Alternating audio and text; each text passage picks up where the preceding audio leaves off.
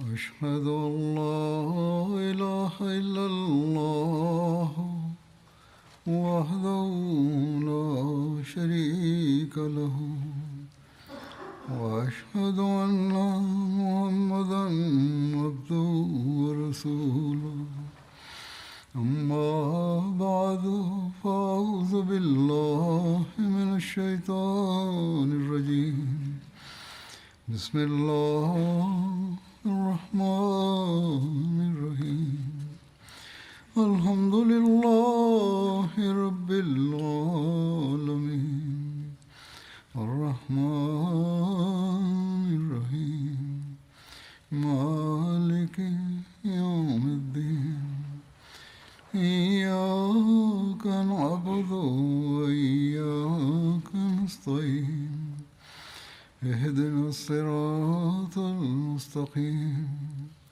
صراط الذين أنعمت عليهم غير المغضوب عليهم ولا الضالين. Hazrat Amir al-Mominin Mwenyezi Mungu amsaidie sana anasema, leo nitaeleza kuhusu vita ya Banu Mustalik ambayo inaitwa vita ya Murasi vile vile. Vita hii ilitokea lini? Waandishi wa sira wanahitilafiana juu yake. Sawa na rai ya Alama ibn Ishaq Tabri na ibn Hisham, vita ya Banu Mustalik ilitokea Shaban hijria 6. Wengine wameeleza tarehe yake kama hijria 5. Katika Sahih Bukhari imesimuliwa na Musa bin Uqba ya kwamba vita ya Banu Mustalik ilikuwa imetokea hijria 4, lakini Alama ibn Hajar Askalani ameandika ya kwamba hili ni kosa la kimaandishi tu na ingetakiwa kuandikwa hijria 5, lakini imeandikwa hijria 4.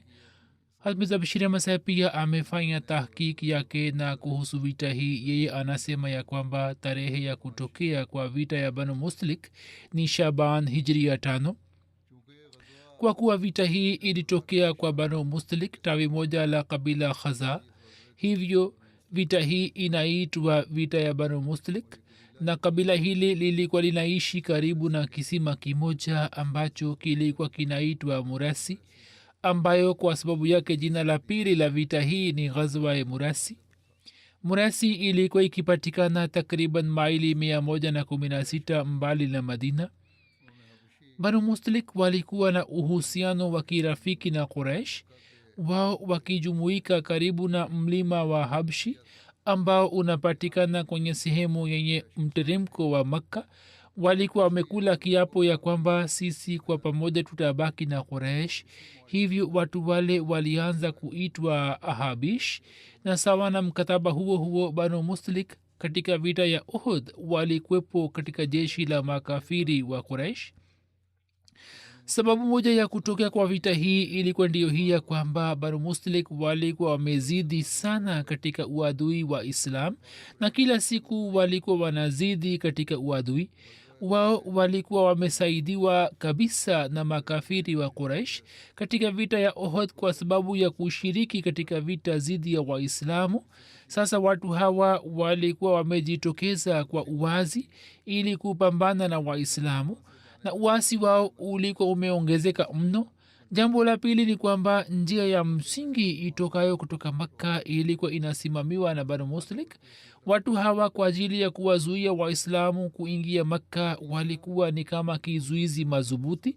Tatu, na sababu muhimu kuliko zote ya vita hii ilikuwa ni kwamba kiongozi wa Banu Mustalik Haris bin Abi Zarar alitayarisha kaumu yake na watu wa Uarabuni ili kupigana vita na Mtume, na maili 96 mbali kutoka Madina kwenye sehemu moja akaanza kuwajumuisha. Hazrat Bashir Masih pia ameandika katika Sir Khatam an-Nabiyyin, anasema kwamba uadui wa Quraish ulikuwa unaongezeka na kushika sura ya kutisha siku hadi siku. Wao kwa uchochezi wao walikuwa wameshatayarisha makabila mengi ya Uarabuni zidi ya Islam na mwanzilishi wa Islam, lakini sasa uadui wao ulikuwa umeleta hatari mpya, nayo ni kwamba makabila ya Hijaz ambayo yalikuwa na mahusiano mazuri na waislamu. sasa wao pia kutokana na uchochezi wa Quraysh walianza kusimama zidi ya waislamu, na kabila la Banu Khuzaa lilitangulia katika swala hilo, ambalo tawi lake moja ni Banu Mustalik. Banu Mustalik likaanza kujiandaa kwa ajili ya kuishambulia Madina, na kiongozi wao Haris bin Abi Zarar akitembelea makabila mengine akayaunganisha pamoja naye. Mtume sallallahu alaihi wa alihi wasallam alipopata taarifa yake, yeye sallallahu alaihi wasallam akamtuma sahaba mmoja aitwaye Buraida bin Hasib kwa Banu Mustalik ili amletee taarifa zake. Ye akaondoka na akakutana nao juu ya chemche moja. Buraida akaona kaumu yenye sifa ya kudanganya, ambao si kwamba walikuwa wamejumuika wenyewe tu, bali walikuwa wameshajumuisha jeshi la watu wa hapa na pale. Watu hawa wakamuuliza Hat Buraida kwamba wewe ni nani? Hat Buraida akasema kwamba mimi ni mmoja wenu tu, na kwa kusikia habari yenu ya kujumuika hapa, mimi pia nimekuja hapa. Hivyo kwa hikma sana, akichunguza vizuri juu ya maandalizi ya watu wale, maandalizi ya kivita, Hat Buraida akaja kwa Mtume sallallahu alaihi wasallam na akamjulisha kuhusu hali zao. Mtume akawaita Waislamu na akawapa habari kuhusu maadui, na jeshi la Kiislam likijiandaa haraka haraka likaondoka. Maelezo ya kuondoka kwa Mtume sallallahu alaihi wasallam kuelekea kwa Banu Mustalik sawa na riwaya moja yamesimuliwa hivi ya kwamba Mtume sallallahu alaihi wasallam alimteua Hat Zaid bin Harisa kama naibu wake katika Madina. Ibn Hisham ameeleza jina la Hat Abu Zar Ghaffari, na pia jina la Hat Numaila bin Abdullah pia linatajwa. Kwa vyote vile jeshi liliondoka. Jeshi la Kiislam lilikuwa na watu 700. Mtume sallallahu alaihi wasallam Shaban 2 Hijria 5 siku ya Jumatatu aliondoka kutoka Madina, na pamwe na jeshi la Kiislamu akaelekea kwa Banu Mustalik. Hat Masud bin Hunada alikuwa kiongozi muonesha njia katika vita ya Murasa. Katika safari hii Waislam walikuwa na farasi 30, ambao kati yao Wahajiri walikuwa na farasi 10. Mtume sallallahu alaihi wasallam alikuwa na farasi 2, Lazaz na Zara. Wahajiri ambao walikuwa na farasi majina yao ni kama yafuatayo: Hat Abubakar Siddiq, Hat Umar Faruk, Hat Usman Ghani, Hat Ali, Hat Zubair, Hazrat Abdurrahman bin Auf, Hazrat Talha bin Ubaidullah, Hat Miqdad bin Amr, na maswahaba Ansar ambao walikuwa na farasi majina 15 yanapatikana kutoka watu 20, ambayo ni Hat Saad bin Muaz, Hat Usaid bin Huzair, Hat Abu Abbas bin Jabr, Hat Qatada bin Numan, Hat Uwaim bin Saida, Hat Awam bin Adi, Hat Saad bin Zaid Ashali, Hat Haris bin Hazama, Hat Muaz bin Jabal, Hat Abu Qatada, Hat Abu Ubay bin Kab, Hat Hubab bin Munzar, Hat Ziyad bin Labid, Hat Farwa bin Amr, Hat Muaz bin Rifa bin Rafi. Kwa vile vile katika maelezo yake imesimuliwa hivi ya kwamba pamoja na Mtume sallallahu alaihi wasallam wanafiki wengi pia walijitokeza. Wao kabla ya siku ile walikuwa hawakutoka kwa ajili ya vita yoyote. Na kwa nini wakatoka? Anasema kwamba wao hawakuwa na nia ya kufanya jihadi, bali walikuwa wametoka ili kujipatia mali ya ghanima, wakifikiri kwamba tukishinda tutapata mali ya ghanima. Mizabashiri Masab ameandika hivi kwamba Mtume sallallahu alaihi wasallam alipopata taarifa ya tukio hili, yeye kama kuchukua tahadhari ya ziada akamtuma sahaba wake mmoja Buraida bin Husayb ili aende kujua hali ya Banu Mustalik, na akamsisitiza kwamba arejee kwa haraka na amjulishe kuhusu hali halisi ya Banu Mustalik. Buraida akafika na akaona ya kwamba kwa kweli watu wengi wamejumuika, na kwa nguvu zote maandalizi yanaendelea kufanywa ili kuishambulia madina. Yeye akarejea haraka haraka na akampasha mtume sallallahu alaihi wasallam, na mtume saa salam kama ilivyo kawaida akawahimiza kuondoka kuelekea kwa banu muslik. wao badala ya kuwashambulia waislam mtume akawaambia waislamu kuelekea kwao, na masahaba wengi wakawa tayari kuondoka pamoja naye, bali hata kundi moja kubwa la wanafiki pia ambalo kabla ya leo walikuwa hawakushiriki katika idadi hii kubwa wakawa pamoja naye. mtume salallahu alaihi wasallam akimteua abu zar ghafari au sawa na riwaya nyingine zaid bin harisa kuwa amir wa madina, na akitaja jina la allah shaban hijria 5 akatoka kutoka madina. katika jeshi walikuwepo farasi 30 tu, lakini idadi ya ngamia ilikuwa kubwa na waislam walikuwa wakipanda farasi na ngamia hawa kwa zamu. kuhusu safari hiyo mirza bashir mezheb anaandika zaidi kwamba njiani waislamu wakamkamata jasusi mmoja wa makafiri. wao wakamkamata na wakamleta kwa mtume salallahu alaihi wasallam, na mtume salallahu alaihi wasallam baada ya kufanya tahakiki ya kwamba kwa kweli huyu ni jasusi, akataka kujua mambo mbalimbali kuhusu makafiri. ye akakataa kumwambia chochote, na kwa kuwa mwenendo wake haukuwa mzuri, yani ulikuwa na mashaka, hivyo sawa na kanuni ya vita ya zama ile umar akamua, na kisha jeshi la kiislam likaelekea mbele. banu mustalik walipopata taarifa ya ujio wa waislamu na pia habari hii ikawafikia kwamba jasusi wao ameuawa, wao wakaogopa sana, kwani shabaha yao haswa ilikuwa ndio hii kwamba kwa njia yote wapate nafasi ya kuivamia madina. lakini kwa sababu ya busara ya mtume salallahu alaihi wasallam sasa wao walikuwa wamenasa kwenye shida. basi wao wakapata hofu na makabila mengine yalikuwa yamekusanyika ili kuwasaidia wao. kwa mpango wa mungu wakapata hofu sana kiasi kwamba mara moja wakawaacha na wakaondoka makwao. na banu muslik Quraishi walikuwa wamesha wachochea sana dhidi ya waislamu, hivyo banu muslik hawakuweza kujizuia kupigana vita, na kwa maandalizi makubwa wakaendelea kuwa tayari ili kupigana na waislamu. mtume salallahu alaihi wasallam alipofika murasi, kwa ajili yake ikaandaliwa kambi ya ngozi, hema ya ngozi. kutoka wake zake watukufu aisha sidik raziallahu taala anha alikuwa pamoja naye, na baadhi ya wanahistoria wamemtaja hat umme salama vile vile ya kwamba ye pia alikuwa pamoja na hat aisha, lakini alama ibni hajar ameitaja riwaya hiyo kama dhaifu ambayo inamzungumzia hat umme salama. katika rai yake katika riwaya ya bukhari haya ni maneno ya hat aisha kwamba yani katika kupiga kura jina langu likatoka, na jambo hilo lina baini wazi kwamba katika vita hii hat aisha ndiye alikuwa pamoja na mtume salallahu alaihi wasallam kutoka wake zake watukufu. katika vita hii waislam walikuwa na kauli mbiu gani? ibn hisham ameandika kwamba siku ya banu muslik kauli mbiu ya waislam ilikuwa ni ya mansur amit amit. tafsiri yake ni kwamba ewe mtu uliyesaidiwa umue umue.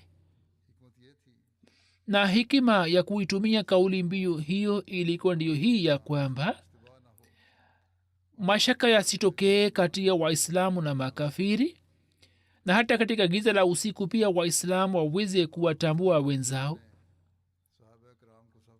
mtume salallahu alaihi waalihi wasallam akapanga safu za maswahaba zake, na kisha bendera ya wahajiri akakabiziwa hat abubakar sidik. kauli nyingine inasema kwamba hat ammar bin yasir akapewa bendera hiyo, na saad bin ubada akakabiziwa bendera ya ansar. mtume salallahu alaihi wasallam akamwamuru hat umar ya kwamba yeye awatangazie watu, yani mbele ya majeshi ya maadui atangaze kwamba eni watu semeni hakuna apasaye kuabudiwa isipokuwa allah, na kwa kutumia njia hiyo salimisheni mali na nafsi zenu. hatumra akafanya hivyo, lakini washirikina wakakataa. kwa muda mishale ikaendelea kurushwa kwanza kutoka washirikina. Mtu mmoja akarusha mshale na waislam pia wakaendelea kurusha mishale kwa muda. Kisha mtume akawaamuru maswahaba watukufu kwamba wao wawashambulie. Wao wakawashambulia kwa pamoja kwa nguvu zote. Hakuna aliyeweza kukimbia kutoka washirikina. watu 10 wakauawa na wengine wote wakatekwa. Waislamu wakawateka wanaume, wanawake, watoto na wanyama wao. Hazrat Bashir Ahmad Saheb ameandika katika maelezo yake ya kwamba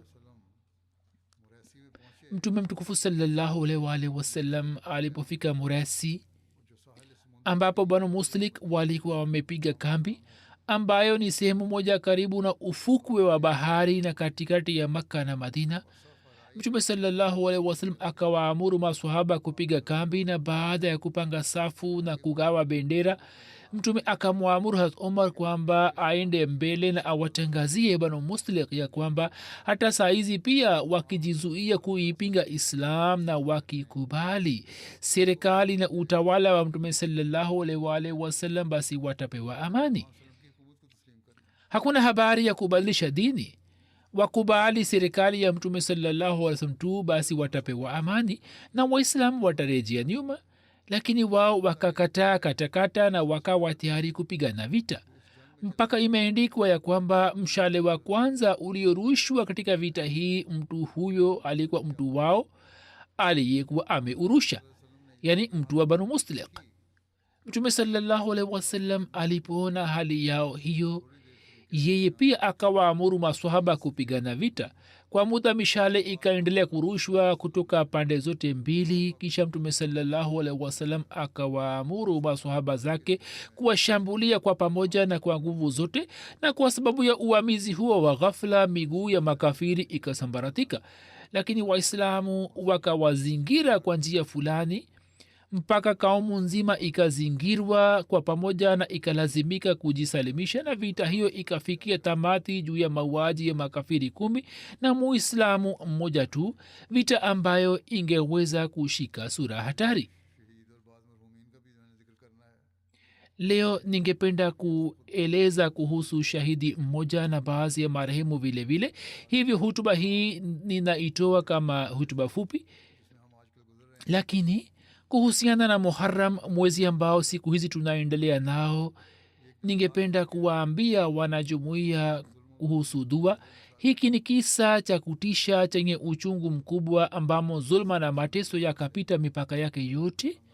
Mjukuu wa mtume sallallahu alaihi wasallam na watu wa familia yake waliuawa shahidi.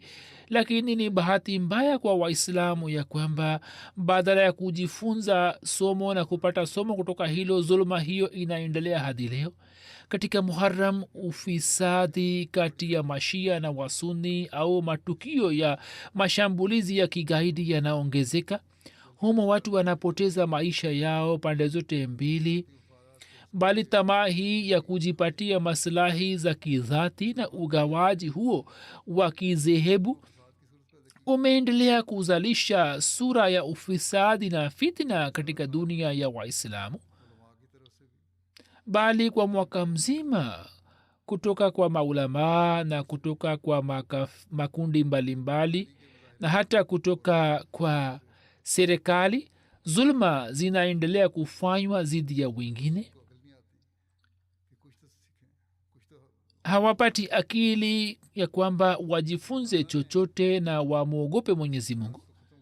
Mwenyezi Mungu kwa ajili ya kuhitimisha ufisadi huo na sawa na ahadi yake, mpango aliyokuwa ameupanga na akaleta mtu, watu hawa hawako tayari kumpokea. Watu hawa hawataki kucha katika bayati ya Masihi Maud, ambayo ni njia moja na ya kipekee inayoweza kufanya umati kuwa umati mmoja.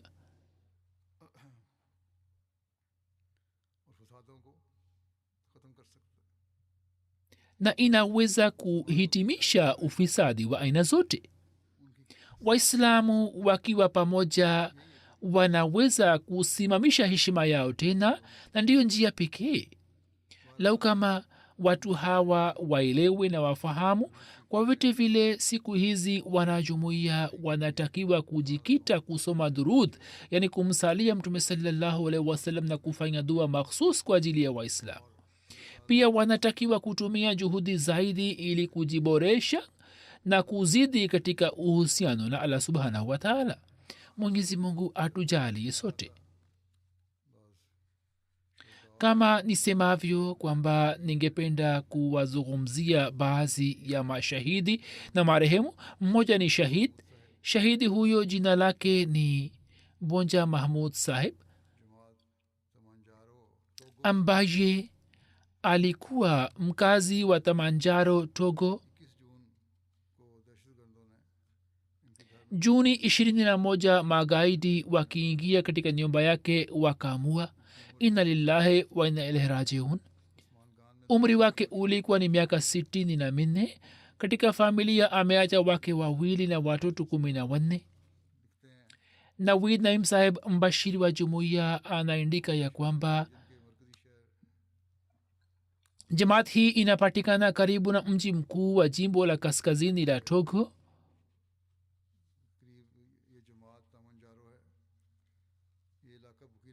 Jamaat hii inapatikana karibu na mji mkuu wa jimbo la kaskazini la Togo, na maeneo hayo yanapatikana karibu na mipaka ya Burkina Faso.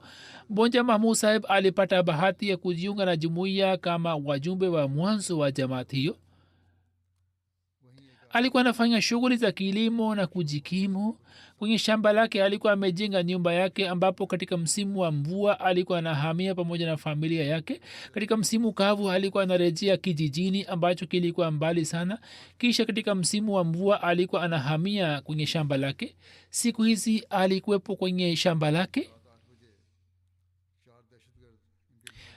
Usiku wa Juni 21 saa 2 usiku, magaidi 4 waliingia kwenye nyumba yake, wakawasha tochi.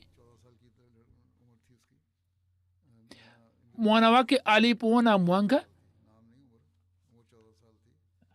mwanawake ambaye umri wake ulikuwa miaka 14, alipoona mwanga nyumbani, akaja na akaona kwamba baba yao amezingirwa na magaidi. Akaogopa na akakimbia. Kisha mgaidi moja akaweka bunduki kwenye ndevu yake na akafyatua risasi. Risasi ikachana pua yake na ikatoka upande wa pili, na yeye akafa papo hapo. Inna lillahi wa inna ilaihi rajiun. Magaidi baada ya kuchukua hatua hiyo wakaondoka na hawakumzuru mtu yote mwingine wa nyumbani. Inaonekana kwamba shabaha yao ilikuwa ni kuumua yeye tu. Watu wa jeshi walipopata taarifa ya tukio wakafika huko. Serikali ina utawala dhaifu. Magaidi wameteka maeneo mbalimbali. Watu wa jeshi wakaichukua maiti, na baada ya kufanya uchunguzi wa kawaida tu, siku ijayo wakabizi watu wa familia maiti yake.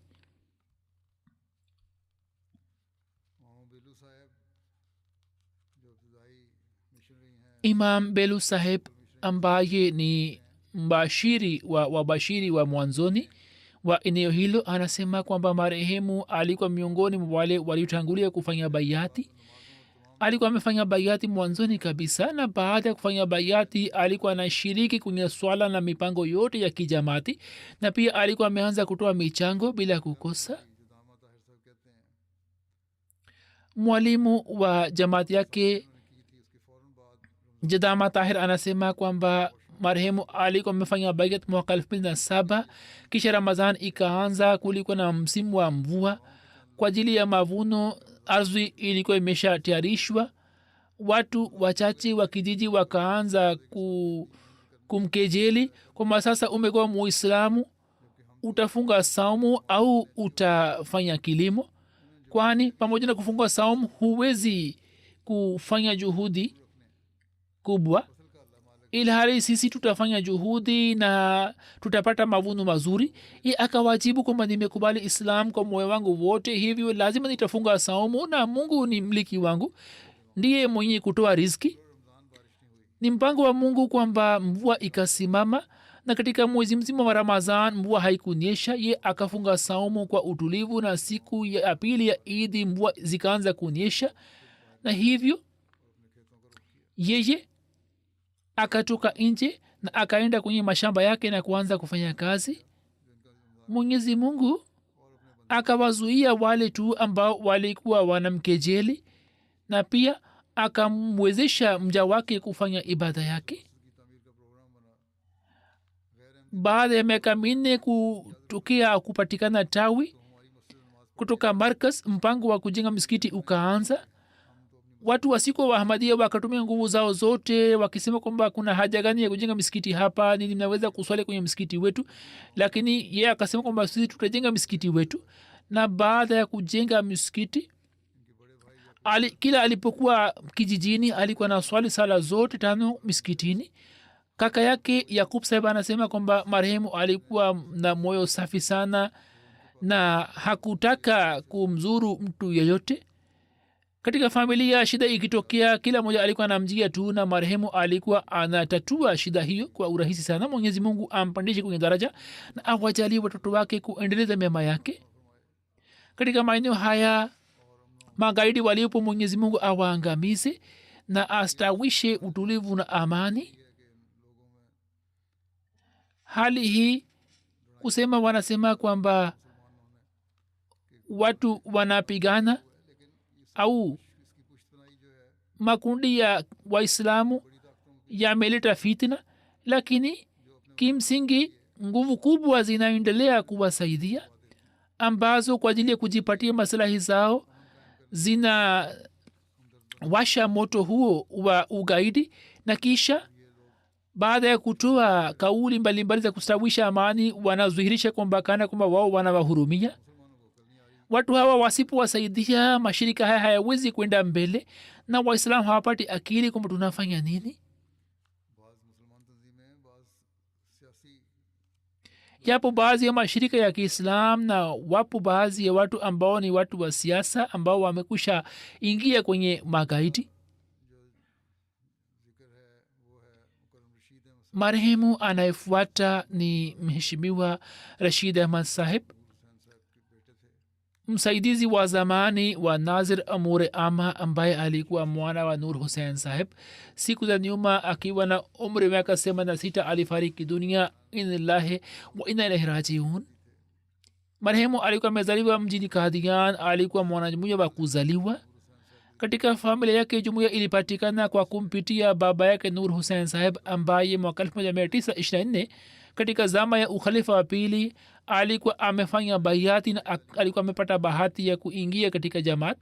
Rashid Saheb alipata masomo ya awali kutoka Kadian, na baada ya kutokea uhuru baina ya India na Pakistan, baada ya kuhitimisha masomo yake ya sekondari, akaanza kuitumikia jamaat.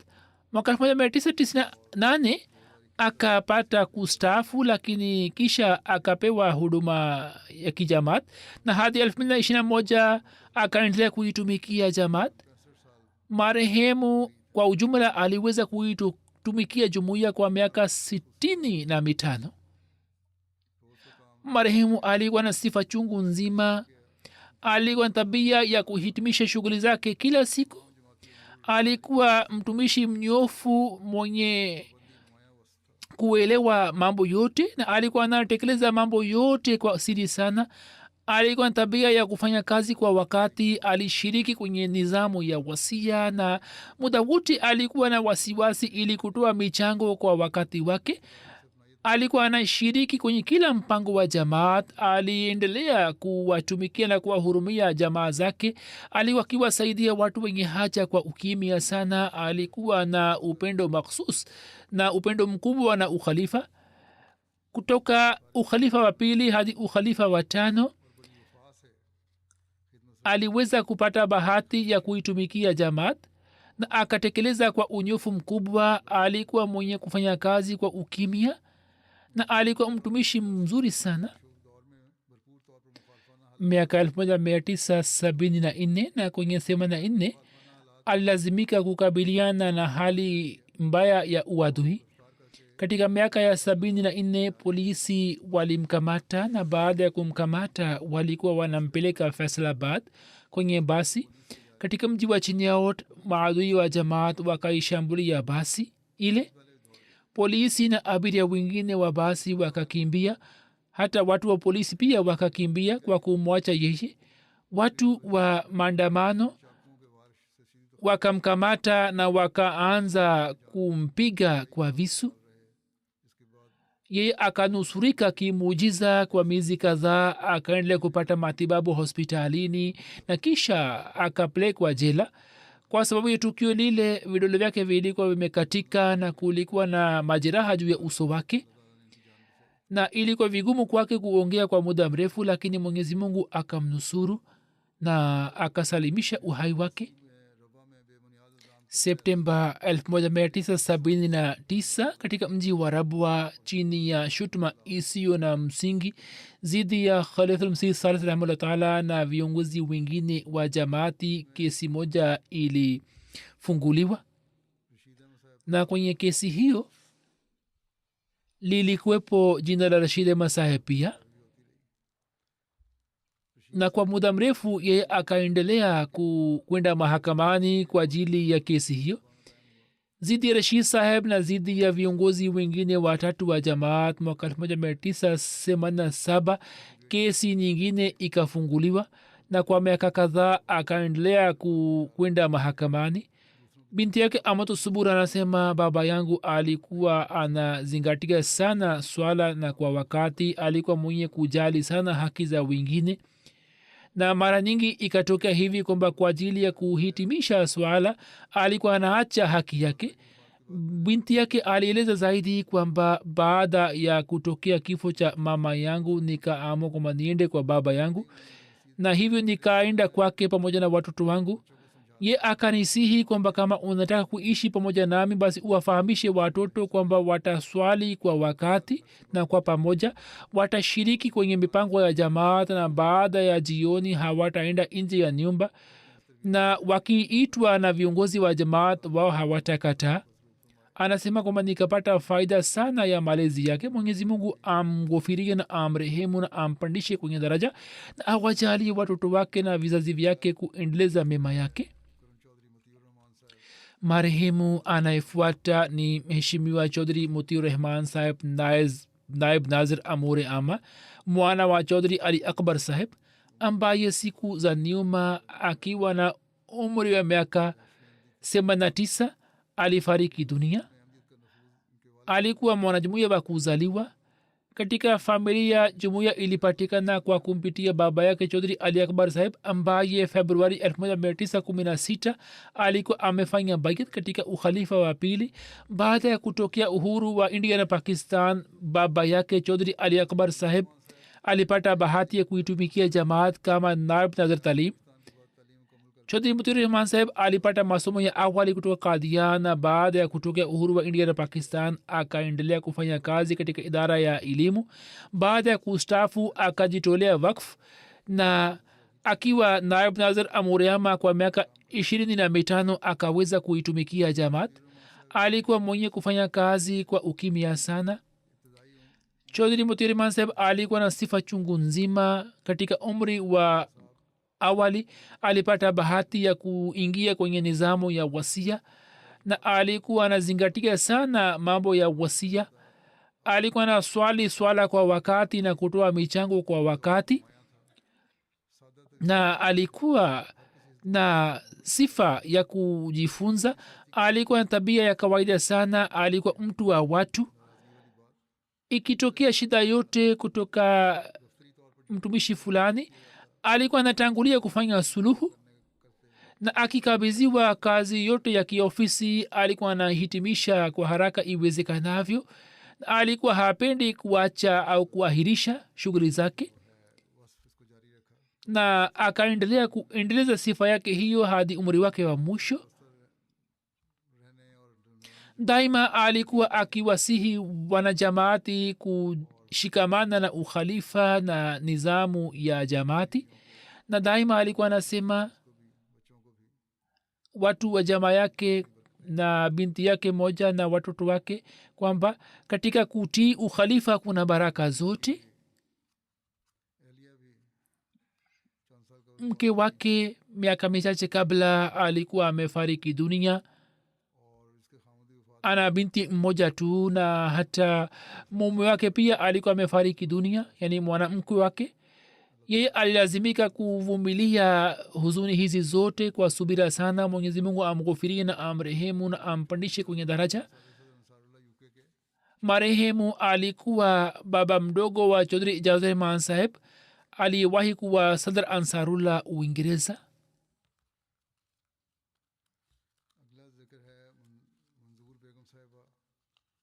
Marehemu anayefuata ni Manzoor Begum Sahiba ambaye alikuwa mke wa marehemu Mahmud Ahmad Bhatti Saheb wa Sargodha.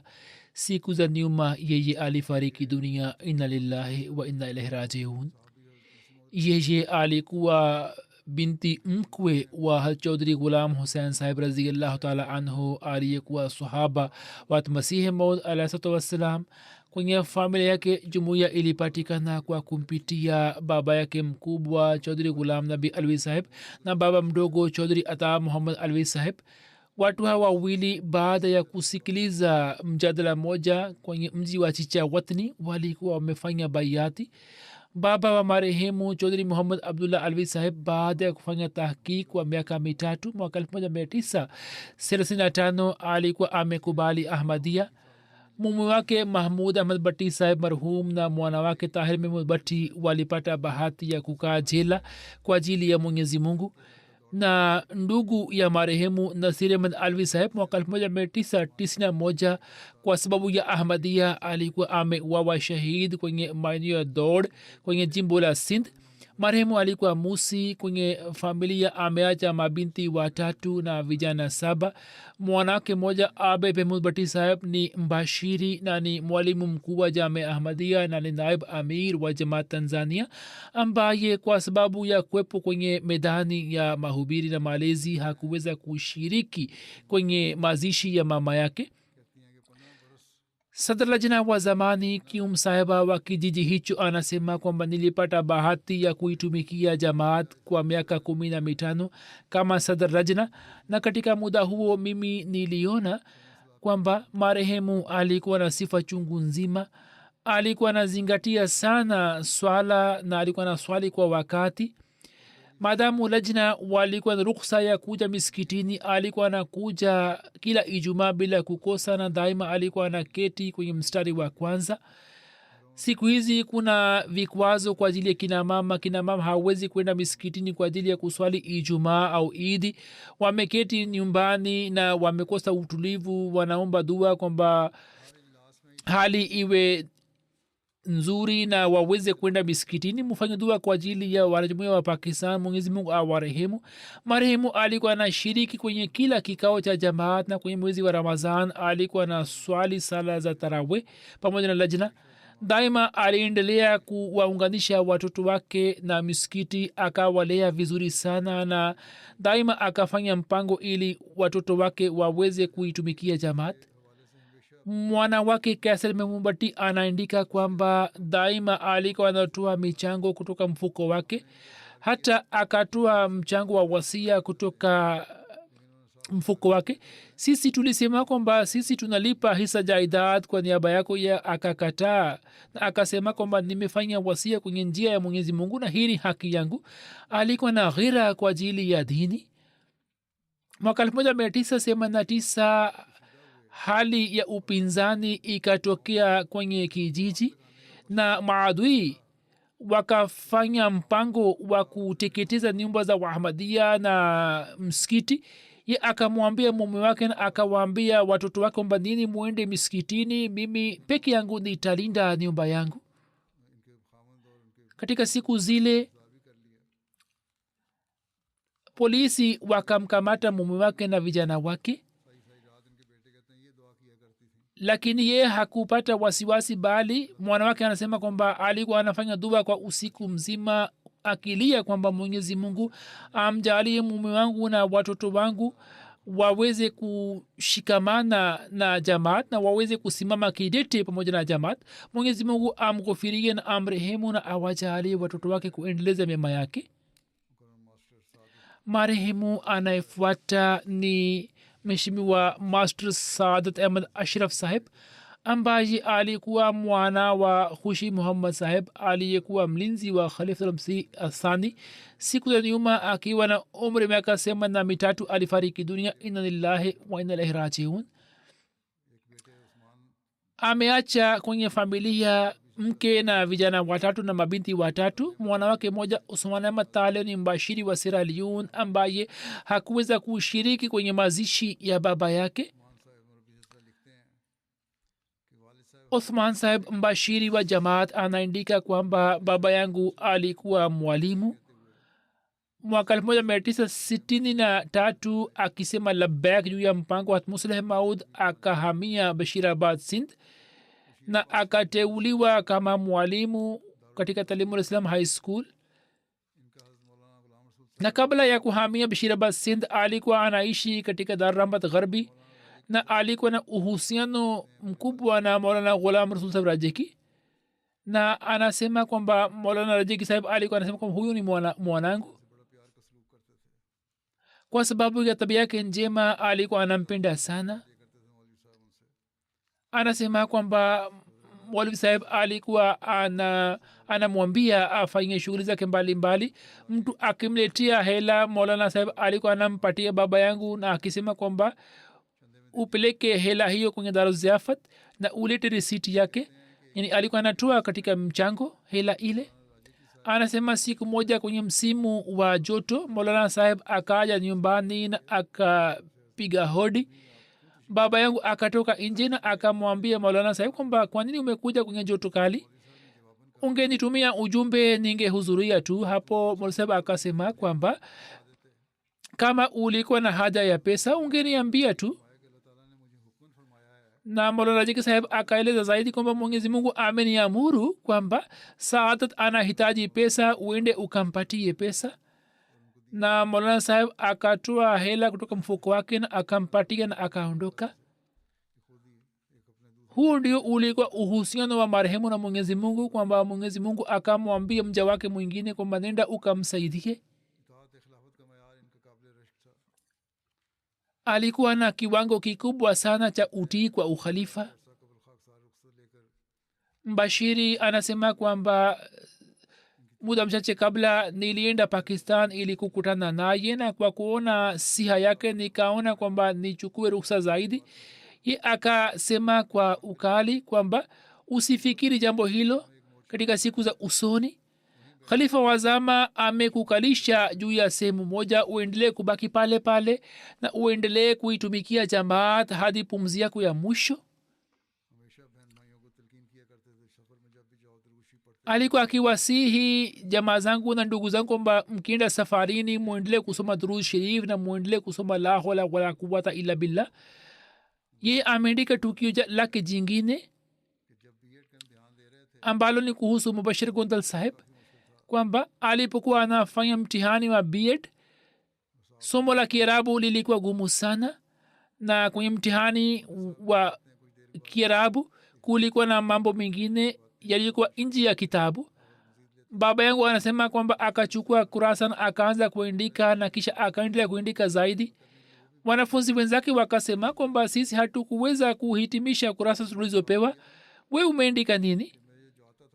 Yeye akawajibu kwamba nilikuwa najua nikaandika kwanza, kisha nikaanza kuandika kasida ya Masihi Maud alayhi salam ya aina faizillahi wal irfani, yani beti 70 nimeandika kwenye mtihani wangu. Yote atakayesoma basi atapata mahubiri.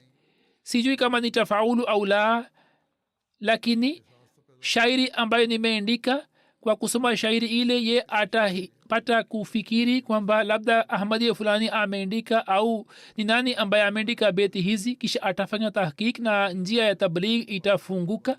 Mwenyezi Mungu akamjalia na kwenye mtihani ule watu watatu tu wakafaulu, na baba yangu alikuwa mmoja wao. Anasema kwamba hiyo ilikuwa fadhila ya Mwenyezi Mungu na baraka ya kasida. alikuwa na swali nafali na ibada zingine na kufunga saumu. Alikuwa anasoma Qur'an tukufu kwa upendo mkubwa sana. Alikuwa anasoma sura mbalimbali za Qur'an tukufu na kasida ya Masihi Maud alikuwa anasoma. Wakati wa kusoma kasida macho yake yalikuwa yanajaa machozi.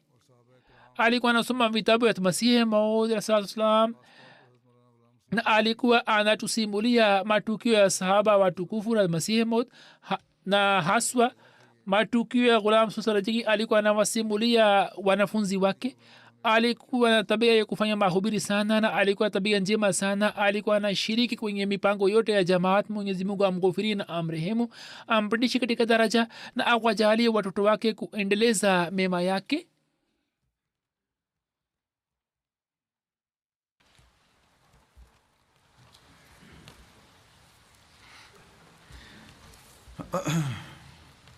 Alhamdulillah, alhamdulillah, nahmaduhu wa nasta'inuhu wa nastaghfiruhu wa nu'minu bihi wa natawakkalu alayhi wa na'udhu billahi min shururi anfusina wa min sayyiati a'malina. Man yahdihillahu fala mudilla lahu ومن يضلل فلا هادي له ونشهد أن لا إله إلا الله ونشهد أن محمدا عبده ورسوله. عباد الله رحمكم الله إن الله يأمر بالعدل والإحسان وإيتاء ذي القربى وينهى عن الفحشاء والمنكر والبغي يعظكم لعلكم تذكرون. اذكروا الله يذكركم وادعوه يستجب لكم ولذكر الله أكبر.